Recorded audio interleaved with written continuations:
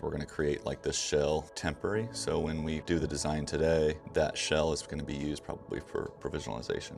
We can do it a couple different ways. I can 3D print a colored tooth and she can backfill that with composite and essentially reline it over the prep. She can scan your preps and I can design that day, and she can print crowns. She could print temporary bridges in the office. Print in her office? Yeah, so she has a scanner, she has a printer. On the day that you schedule for the preparation, if you go in at 8 o'clock and she's done prepping at 9, she's gonna upload that prep scan, then I merge the design to the preps, and then it loads into her printer. And then you can leave with custom printed temporaries, or I can make a 3D printed model and she can temporize you with a matrix.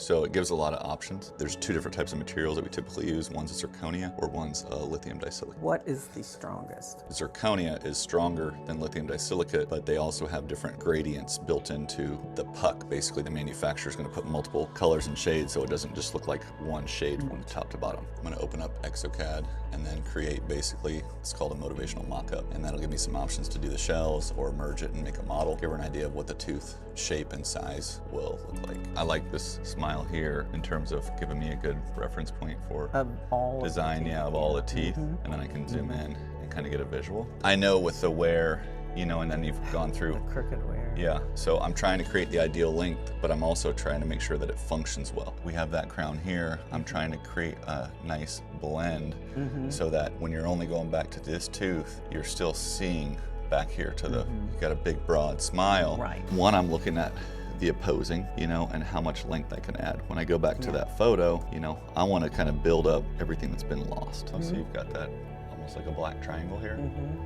This to me is important for the dentist to realize, because if they prepped you and they just did a conservative facial veneer, that's going to run into an issue because it's not going to solve this area where there's no tissue fill.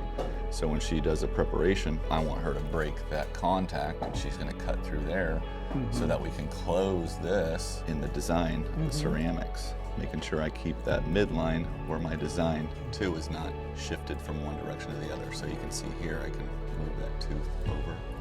Yeah, I used to have perfectly aligned I want to follow that line where it's even from one side to the other. So I'm moving that, and I'm trying to get some opportunity to fill. But now you can see when I bring the tooth back, I'm intersecting now the opposing. So that's where we got to figure out lengthwise. You know, she's not going to go grind down the lower teeth. In order to restore and get better length, do I need to tip the teeth forward slightly? With the bite the way it is, you're still pretty close, you know? Yeah. Like you were edge to edge before, but they haven't totally tipped the anteriors yet. Right. So she's gonna have to take more off of the lingual side of that tooth too. So I can kind of tip that in the prep.